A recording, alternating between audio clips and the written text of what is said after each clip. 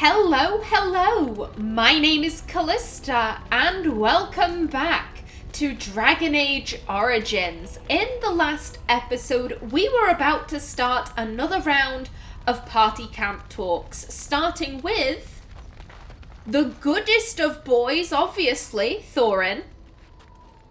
He sits down and stares at you attentively. Pet the puppy. He rolls around happily on his back. 'Cause he's a good pupper. Yes, he is. Such a good boy. Now then, Zevran. What say you? Care to answer some questions? By all means. Let's just move on. Ooh. What say you? I want to discuss something personal. Again? I'm game. Never mind. Oh my god, we're running out of dialogue choices. Oh, it feels like the game's about to end any minute. I know it isn't. I know we still have a fair amount of stuff left to do, but it's making me quite sad, actually. What's on your mind? Ooh. So, Qwinn did actually have a banter with Alistair where basically she just kind of was like, oh, you make her really happy. I've seen the way you both are when you're around each other, and it's very, very sweet. And Alistair was just kind of like, I'm prepared. You're not going to get me this time. Hold on to that, love, because you never know when it'll run out. That was it. No making me blush, no pinching my cheeks. So I do think it makes sense for Artin to be asking this. Have you changed your mind about Alistair and me? I have watched you for a time, and perhaps I was wrong. There seems to be something special between the two of you. He seems less guarded when in your company, allows himself to relax, and he seems genuinely happy. Are you trying to apologize for what you said?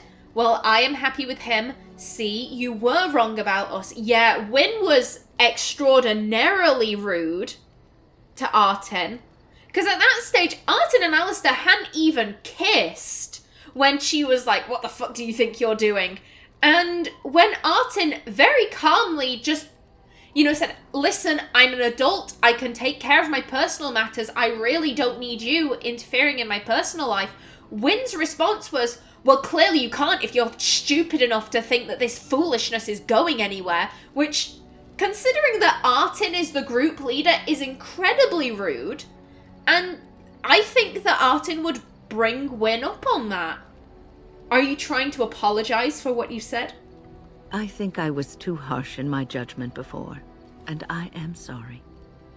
Apology accepted. You wanted the best for both of us. You had better be sorry. I was deeply insulted. No, she has apologized. We accept the apology graciously and we move on. Apology accepted. What you have may not last forever. Death and duty may part you, but love's worthiness is not diminished because of that. I should have seen this before.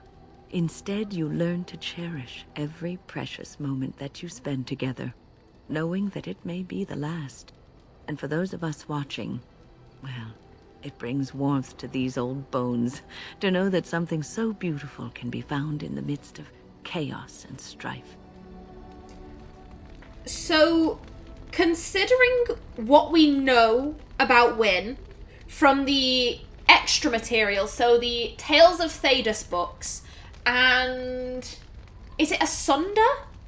The novel about Cole and Reese. I can't remember if that's Asunder or if it's a different one. It's set in the White Spire. It's very interesting. Considering what we know about Qwinn from those extra sources, I find that conversation more than a little bit suspicious. I'm waiting for a very specific banter to bring it up. If I never trigger the banter, then I'll bring it up anyway, but I just find it interesting. What's on your mind? I'd like to ask you something about the Circle. I will answer to the best of my ability. Nothing right now. Again, seems like that's all Qwinn has to say. Liliana? I know that look. You have something on your mind, don't you? we need to talk. Of course. What will you do when this is all over? I have not given this a lot of thought. What will I do? We've traveled far and wide. Does it need to end? I would like to see the world too. It's so wonderful to hear you say that. I don't know if I'm interested in more death. Oh, I don't think I like any of these options. Not number one, because to be very blunt, I've played Artin as not being curious in the slightest. Like, how do I put it? Like, if there's a hill, Artin isn't the kind of person to be like, ooh, what's beyond that hill? I'll go have a look. Artin's kind of like, why should I care what's beyond that hill? Is there a reason for me to go over there? Oh, there is, but my job is over there? Okay, I'll go do it. But that's really the only reason why she'd see the world, is if it was, you know, there was a purpose to it. Like, the Grey Wardens ordered her. You know, this is your job now. You're going to travel the world killing Darkspawn. She wouldn't choose to do that off her own bat. It's so wonderful to hear you say that. So, Artin does view Liliana as a friend. But if I may be very, very blunt, I don't think Artin wants to travel with Liliana indefinitely. Just for the simple fact that Liliana... There's no really polite way for me to say this. She's a personality sponge. Liliana has very little personality of her own. Everything about her, she kind of absorbs from how other people see her. When she was with Lady Cecilia as a child, Lady Cecilia viewed Liliana as entertainment. So Liliana was more than content to be entertainment, to dance. Then she was with Marjolaine, and Marjolaine viewed Liliana as like a little mini-me. So Liliana was very happy to be a little mini-me, up until it became very apparent that, oh shit, I'm expendable. All the shitty things I've been doing to other people were shitty. Who would have guessed? Dodoy. And now that she's with Artin, and Artin is kind of... Artin views Liliana as someone who has done bad things but is ultimately a good person. So that's what Liliana is being. And if I'm being very blunt, I think Artin... I think she gets a little exhausted with Liliana. You know, not only am I responsible for me, I'm responsible for this girl's personality. And I think Artin finds that annoying. Like, you should go off and discover yourself, not rely on other people to tell you who to be. So I don't think Artin is like, oh, it's so wonderful that you're including me in this plan. Which admittedly just leaves me with number 3. Artin has seen a lot of death. She's seen the death of her brother, the death of her father, the death of the Grey Wardens at Ostagar. Admittedly, that wasn't like a personal blow. Not like it was for Alistair. Artin was sad that the Grey Wardens were dead because the Grey Wardens are an order of mighty warriors, not because they were my friends and I worship them, kind of. Random peasants have died. The Darkspawn have spread quite far, so yeah, I can get behind this in a roundabout way. I don't know if I'm interested in more death. Ugliness can be found anywhere if you look hard enough. The same can be said of beauty. There's so much out there. Adventures to be had and stories to be told. I want to be part of it all. I might need some company. And you're not too irritating. You're welcome to come along if you like. I would love to, when you put it that way. How can I say no? Let's just try to stay alive for now. Yeah, this is a very polite no thank you. I think Artin feels that it's good that she wants to, you know, explore the world. And as she said, there are so many stories and adventures and I want to be part of it. Artin's like, that's great. Just do it on your own so you can try and discover yourself, maybe. Don't just rely on other people to tell you what to be. Let's just try to stay alive for now. Good idea. Before one plans for the future, one should be sure one has one, yes? Indeed. I know that look. You have something on your mind, don't you? We need to talk. Of course. Tell me a tale, Liliana. All right. It is my job to spin yarns after all. So, yeah, we've heard all of these. The Darkspawn, Aveline, Flemeth. There was another story I wanted to hear. Which one? Do you know anything about the Dalish? I have heard a little about how the Elves gained their freedom from the Tevinter Imperium. When Andraste began her exalted march against the Imperium, the Elves joined her cause to fight their masters. The great elven leader, Shatan, born in captivity, rose up to lead his people. He foresaw a future where the Elves were free. Shatan was killed when Andraste was betrayed, but the Elves continued to fight, eventually breaking free of the Imperium. The Elves claimed the Dales in the south and settled there in a land of their own. It didn't last. The Elves lived in the Dales for centuries. They resurrected the worship of the elven gods and would allow the building of no chantry. This angered the chantry, and the hostility between the two factions finally broke out in open war. The chantry says the Elves struck first, but I do not know whether to believe it. The chantry declared a holy exalted march against the Elves, named for Andraste's similar march against Tevinter. During the exalted march of the Dales, the elven cities were sacked, and the elven state completely dissolved. Some of the elves bitterly accepted their fates and surrendered to human rule, living in the human cities as second-class citizens. But others, still fiercely proud of their heritage, refused to bow to the humans, and instead became homeless wanderers. They were the Elves of the Dales, the Dalish. Let's just move on. I do think it's a bit cheeky what the Chantry did there, you know, naming the march on the Dales after the exalted march on the Tevinter Imperium.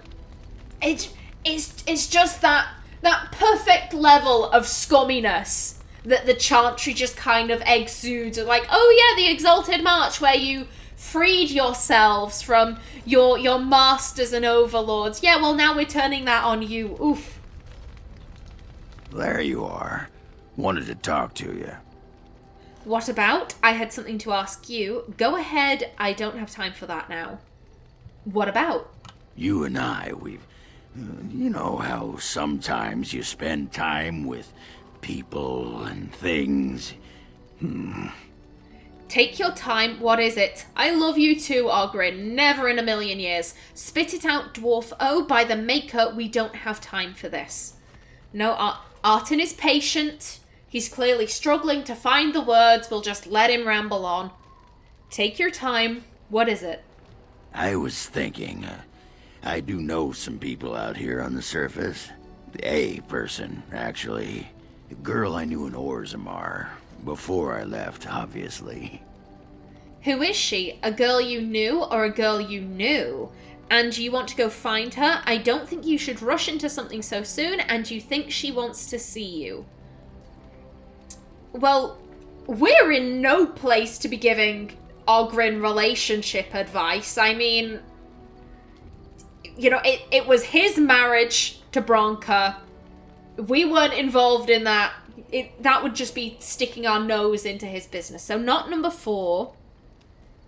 Not number 2. Because I think, let's be brutally honest, with Oghren, it's either alcohol or sex. So this girl clearly has one of the two. So I think Artin knows Oghren well enough to be like, he wants to bone. He always wants that. And you think she wants to see you? I mean, she probably does. He wouldn't be bringing this up if she didn't. Let's just go for a simple question. Who is she? Her name's Felsi. She and I were friends after Branka left for the deep roads. I'm sure she's forgiven me by now. Thought maybe I'd track her down, see how she's been living. What did I say? Artin is trying her hardest not to roll her eyes, to be like, I knew it. I knew it. That's all he ever thinks about. Do you know how to find her? Wait, you cheated on Branka? What do you mean you were friends? What's she doing on the surface? Oghren, you dog. So, it was pretty much an open secret that Branka and Hespith were, you know, a couple. Also, I want it pointed out, Hespith is Oghren's cousin. That's how Branka and Hespith met. She's Oghren's cousin, and it was kind of an open secret that they were together. It was just kind of overlooked. So, technically speaking, Branka started cheating, so, you know, he's well within his right. You know, like, if she's having affairs, why can't I have affairs?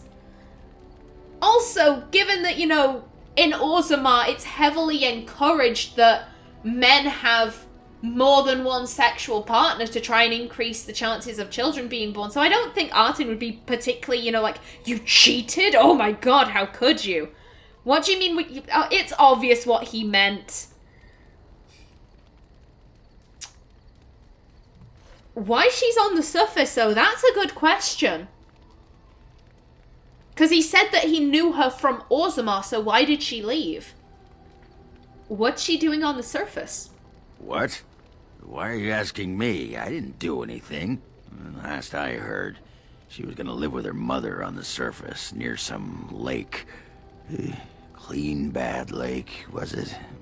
Yeah, sod it, I don't remember. 2 points. I'm sure she's forgiven me by now, and I didn't do anything. Artin's like, you did something. I can tell you did something. We'll find her Lake Cleanbad. You mean Lake Callanhad? We can go there. Forget it, Oghren. There's something here you're not telling me. Yeah, if something dodgy happened between Oghren and Felsi, and it turns out Felsi would, like, have a heart attack if she saw Oghren again, Artin's not going to facilitate that. And it's very clear that Oghren did something. There's something here you're not telling me. Ah, you suspicious sack of pebbles. You always have to think the worst of someone. Well, I'm noble. What do you expect? Persuade, and here I thought we were friends. Intimidate. If you have something to tell me, do it now. That's because you're usually the worst. You're right. I'm sorry. And here I thought we were friends. Ah, you whipped out the knife, didn't you? Look, Felsi and me, we didn't leave things on the best of terms. Go on, I'm stunned. Never mind, I don't need to get into this. Artin is definitely thinking number 2, but I don't think she'd be sarcastic enough to say it. Go on. Yeah, she was jealous of Branka. And she got to be controlling, and Oghren was meant to be free, you know what I mean? Anyway, she couldn't handle everyone wishing they could be with me. So she left. Honest truth. I don't think you know honest if it bit you in the arse, Oghren. Artin... What's she thinking right now? So, she's probably thinking what Oghren deems as controlling is probably very different from what Artin deems as controlling. You know, Artin is probably imagining Felsi maybe just asked him to trim his beard and he explained, like, what do you mean? How could you, woman? Also, again, Artin is from Orzammar. She knows this guy's history. She knows that he was a laughingstock. Women weren't throwing themselves at him, so that she knows that's a lie right there. I don't believe you. I'll wait and hear her version of this. Nugspew. So, if she's at Lake Callanhad, that is really close to Redcliffe, and we will need to return to Redcliffe once we get the Urn of Sacred Ashes. So, if Lake Callanhad is in between wherever the urn is and Redcliffe, then there really isn't that much harm in just, like, stopping off on the way. I'll wait and hear her version of this. Well, you go ahead. Wait, so we're going? We'll find this Felsie, I promise. We'll look for her if we have time. Forget it, Oghren. There's no time for this. Ooh. Like I said, Artin is going on the premise that whenever we've managed to track down the urn, we'll probably be able to stop off at Lake Callanhad before we reach Redcliffe.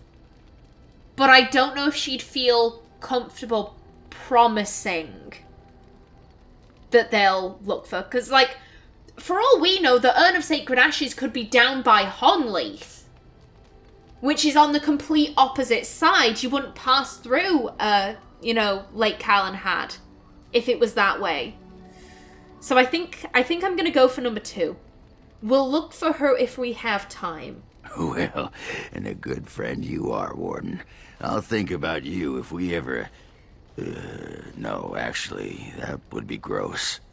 No, what was it you wanted to say? Oghren, I swear to God, if you ever think about me in that way, I will... You won't have your testicles anymore. I'm just gonna leave it at that. I'd like to know more about you. Can you teach me to fight like you do? I'd like you to leave. Actually, never mind. I'd like to know more about you. What about? Are you sure you're fine with what happened with Bronca? How do you like the surface? Do you miss Orzammar? What's it like to be a warrior in Orzammar? On second thought, maybe some other time. How do you like the surface? It's sodding great. At first I was a little queasy with all that air, but there's just so much of it. No one has any idea who you are or what you're doing. And the ale. Oh, who'd have thought? Ale made with grain. Aye, the surface is great. It's like a big, bright world of filth without a ceiling. My kind of place. Hey, let's go find something to kill, huh? All this talk makes my hands twitchy. Unfortunately, Oghren, I have more talking. Come to talk to old Oghren, have you? Don't know why. What's wrong, Oghren? I'd like to know more about you. Can you teach me to fight like you do? Not if you're going to act like a depressed child. Oof. Artin is the team leader. If someone's upset, then it's Artin's job to deal with it. What's wrong, Oghren? Nothing. I'm fine. Just, I got a hornet in my eye is all. Did you want to talk about something? I'd like to know more about you. What about? Do you miss Orzammar? What? Miss Orzammar? Are you mad, in addition to being ugly? Thanks. They treated me like a puddle fly back there. I'm never going back. Ooh.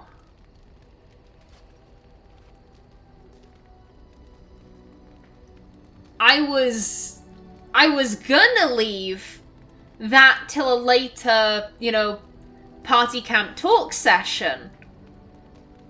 But it does make sense that you're like, do you miss Orzammar? Are you sure you're alright with what happened there? Like, it does make sense. Screw it, let's do it. Are you sure you're fine with what happened with Bronca? Oh, sure. I'm fine with it. I mean, she was a real firebrand between the sheets, but a bit soft in the skull, you know what I mean? Explains why she left, anyway. You're handling this well, so you're not broken up over it. I imagine she wasn't that crazy when she left. Why would she leave a prize bull like yourself? Good, I need you ready to fight, not pining over lost love. Not number 4. And not number 3. Number 3 is... I imagine it's something that Artin's thought. Artin probably would have met Bronca prior to her leaving, and, Bronca was always kind of rude. She wasn't really a fan of adhering to, social graces, but doing the things she did, you know, forcing women to become brood mothers. I don't think Artin, you know, could have imagined that, but at the same time, it's quite a rude question to ask. You're handling this well. Handling what? Bronca? That treasure's been long buried. Ancestors take me. You people whine like tea kettles around here.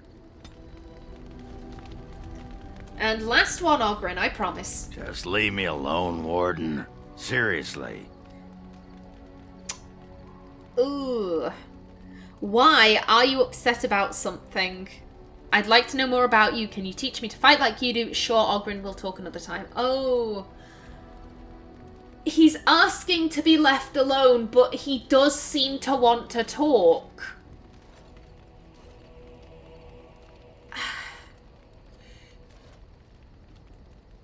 I'm kind of weighing up, you know, whether Artin would be like, he doesn't want to talk, leave him be, or if Artin's kind of like, well, there's clearly a problem here. We need to fix the problem before it festers into something worse. I think she'd try and talk to him. Why? Are you upset about something? Upset? Ugh. I don't get upset. I get drunk. Did you want to talk about something?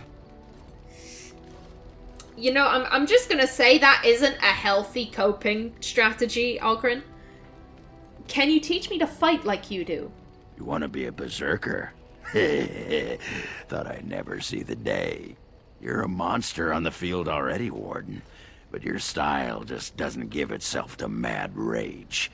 Too much thinking, too much, finesse. But if you know someone fit for this type of work, I'll teach him. It'll be nice to have another berserker to grunt at for a change. Tell me more about berserkers. That sounds fair.